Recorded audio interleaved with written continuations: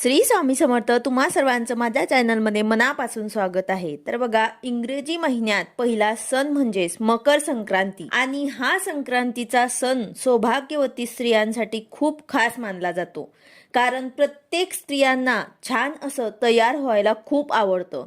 त्यामुळे मकर संक्रांतीचा दिवस स्त्रियांसाठी खूप मोठा सण आहे। आजच्या व्हिडिओमध्ये मी तुम्हाला मकर संक्रांतीच्या दिवशी सौभाग्यवती स्त्रियांनी कोणत्या रंगाची साडी नेसावी, त्याचबरोबर कोणत्या रंगाची साडी चुकूनही नेसू नये, संक्रांतीसाठी कोणते शुभ रंग आहेत आणि या दिवशी प्रत्येक स्त्रिया बांगड्या भरतात, तर बांगड्या भरताना कोणत्या रंगाच्या बांगड्या अजिबात घालायच्या नाही आहेत आणि कोणत्या प्रकारच्या बांगड्या घालाव्या, अशी बरीच माहिती मी तुम्हाला आजच्या व्हिडिओमध्ये सांगणार आहे। व्हिडिओ पूर्ण बघा, जेणेकरून तुम्हाला संपूर्ण माहिती मिळेल।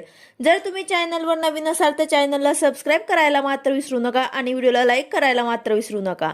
तर बघा, या वर्षी 2026 मध्ये मकर संक्रांत हे 14 तारखेला तिला साजरी केली जाणार आहे।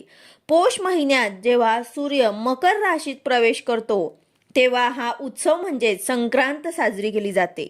या दिवसापासून सूर्याचे उत्तरायण सुरू होते, म्हणजे सूर्य हा पूर्वेलाच उगवतो पण तो उत्तरेकडे थोडासा झुकलेला दिसतो आणि या संक्रांतीपासूनच वातावरणातील थंडी ही हळूहळू कमी होत जाते आणि या संक्रांतीपासूनच दिवस हा हळूहळू मोठा होत जातो, कारण मकर संक्रांतीच्या आधी दिवस लहान होता आणि रात्र मोठी होती, पण मकर संक्रांतीनंतर दिवस हा हळूहळू मोठा होत जातो आणि रात्र ही छोटी होत जाते।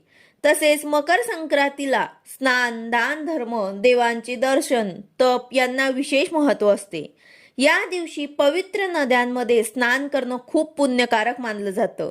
तसेच या दिवशी दान केल्याने सर्व प्रकारच्या मनोकामना पूर्ण होतात आणि खूप पुण्य मिळते आणि सर्व देवांचा आशीर्वादही प्राप्त होतो। आणि विशेष म्हणजेच मकर संक्रांतीचा सण नात्यातील गोडवा वाढवण्यासाठी खूप महत्त्वाचा मानला जातो, कारण या दिवशी सर्वजण एकमेकांना तिळगुळ देऊन आनंद व्यक्त करतात।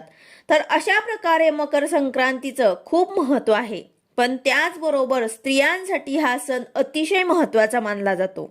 या दिवशी हळदी कुंकवाला विशेष महत्त्व असते, त्यामुळे हा सौभाग्यकारक सण म्हटला तरी सुद्धा चालेल। आणि आता त्या स्त्रियांना पडलेला प्रश्न असतो की या दिवशी कोणत्या रंगाची साडी नेसावी किंवा कोणत्या रंगाची साडी नेसू नये। तर आपल्या हिंदू धर्मात प्रत्येक रंगाला वेगवेगळं अनन्यसाधारण महत्त्व असं आहे, कारण प्रत्येक रंग तुम्हाला एक वेगळी ऊर्जा प्रदान करतो। काही रंग सकारात्मक शुभदायी लहरी प्रदान करतात आणि काही रंग अशुभ मानले जातात, नकारात्मकतेचं प्रतीक मानले जातात। पण आपल्या हिंदू धर्मात काही 4-5 रंग आहेत की ते खूप शुभ मानले गेले आहेत। त्यामध्ये पहिला रंग आहे तो हिरवा। हिरवा रंग हा सौभाग्याचं प्रतीक मानलं जातं, कारण नवरी ही लग्नामध्ये हिरव्या रंगाचा चुडा भरत असते किंवा महिला लग्न झाल्यानंतर शक्यतो हिरव्या रंगाच्या बांगड्या हातामध्ये घालतात, त्यामुळे त्यांच्या पतीचा आयुष्य वाढत असतो असं हिंदू धर्मशास्त्र सांगतं। त्याचबरोबर हिरवा रंग हा निसर्गाशी संबंधित असल्यामुळे एक वेगळीच ऊर्जा तुम्हाला मिळते। शास्त्रात ही हिरव्या रंगाला खूप महत्त्व आहे। तणावाच्या प्रसंगी हिरव्यागार झाडांकडे किंवा हिरव्यागार गवताकडे काही वेळ मनसोक्त पाहण्याने मन शांत होते, त्यामुळे हिरव्या रंगाचं खूप अनन्यसाधारण असं महत्त्व आहे। आपण देवीची ओटी भरताना सुद्धा हिरव्या रंगाचं ब्लाऊज पीस किंवा हिरव्या रंगाची साडी घेतो, त्यावरूनच हिरवा रंग हा किती महत्त्वाचा आहे। त्यामुळे शक्य झालं किंवा तुमच्याकडे असेल तर मकर संक्रांतीला हिरव्या रंगाची साडी अवश्य नेसा, नसेल तर आपल्या धर्मशास्त्रात लाल रंग सुद्धा खूप महत्त्वाचा मानला जातो। आपण रोज देवांची पूजा करताना किंवा कोणतेही पूजा मांडणी करताना आपण पाटावर लाल रंगाचं वस्त्र टाकतो, कारण लाल रंग हा सर्व देवांना त्याचबरोबर माता लक्ष्मीला सुद्धा अत्यंत प्रिय आहे। त्याचबरोबर आपल्या सौभाग्यामधील एक सर्वात महत्त्वाची गोष्ट म्हणजेच कुंकू, हे सुद्धा लाल रंगाचं असतं, कारण सौभाग्यामधील सर्वात महत्त्वाची गोष्ट म्हणजेच हळदी कुंकू, त्यामध्ये कुंकुवाचा रंग हा लाल असतो।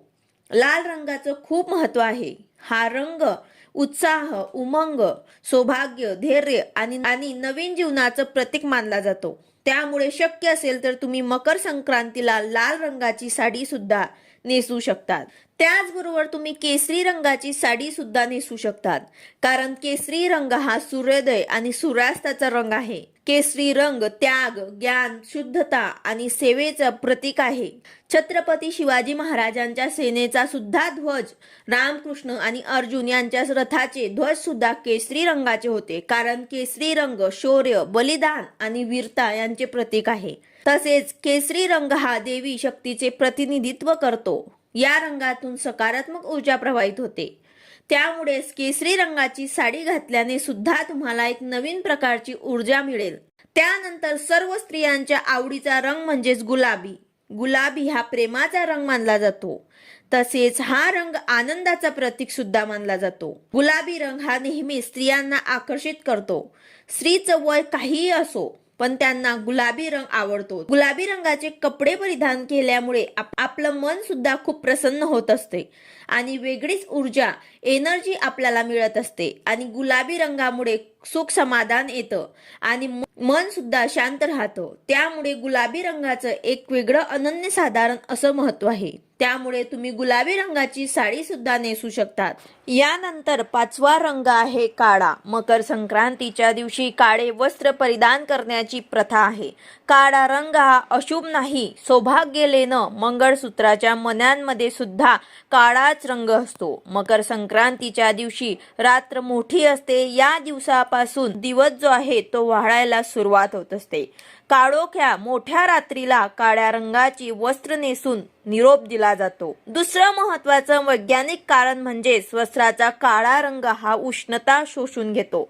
मकर संक्रांती ही थंडीमध्ये येत असते। थंडीच्या दिवसात शरीर उबदार राहावं म्हणून मकर संक्रांतीला काळ्या रंगाची वस्त्र परिधान करण्याची प्रथा आहे। तर यामुळेच आपण काळ्या रंगाचे वस्त्र सुद्धा मकर संक्रांतीच्या दिवशी परिधान करू शकतात।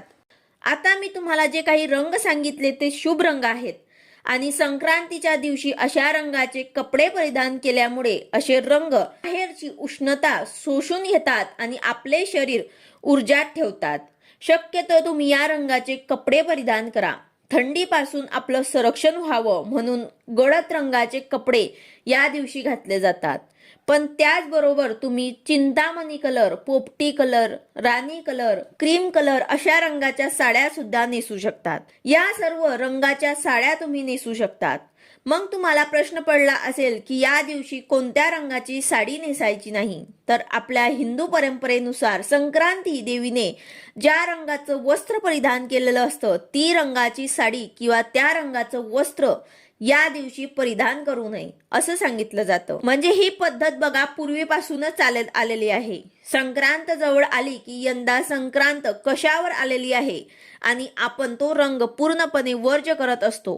पण यंदा 2025 मध्ये मकर संक्रांतीला आपल्याला पिवळा रंग जो आहे तो वर्ज करायचा आहे, कारण या वर्षी मकर संक्रांत पिवळ्या रंगावरती आलेली आहे। या वर्षी देवीने पिवळ्या कलरची साडी परिधान केलेली आहे। त्यामुळेच आपल्याला पिवळा रंग जो आहे तो वर्ज करायचा आहे, कारण मकर संक्रांतीला देवी ज्या रंगाच्या साडीमध्ये विराजमान होते त्या रंगाची साडी संक्रांतीमध्ये नेसायची नसते। देवीने परिधान केलेल्या रंगाची साडी ही मकर संक्रांतीमध्ये इतरांनी नेसणं हे अशुभ मानलं जातं।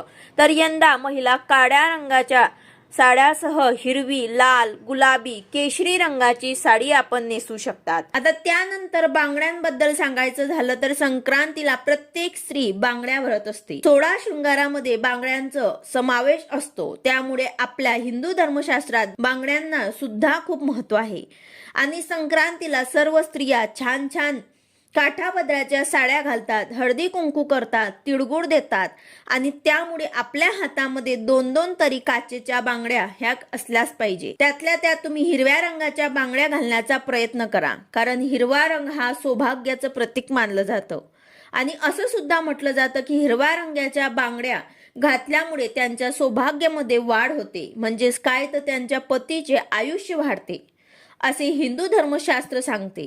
त्यामुळे शक्यतो तुम्ही काचेच्या आणि हिरव्या रंगाच्या बांगड्या घाला आणि त्यातल्या त्यात बांगड्या घालताना एका हातामध्ये 6 आणि दुसऱ्या हातामध्ये 7 अशा बांगड्या आपल्याला घालायच्या आहे। हे बांगड्या घालण्याचे नियम आहेत, म्हणजेच एका हातामध्ये आपल्याला एक बांगडी जास्त घालायची आहे, तुम्ही कितीही बांगड्या घाला, पण एक हातामध्ये एक बांगडी तुम्हाला कमी घालायची आहे. तर अशा प्रकारेच आपल्याला पिवळ्या रंगाची साडी सुद्धा नेसायची नाही, तसेच आपल्याला पिवळ्या रंगाच्या बांगड्या सुद्धा घालायच्या नाही.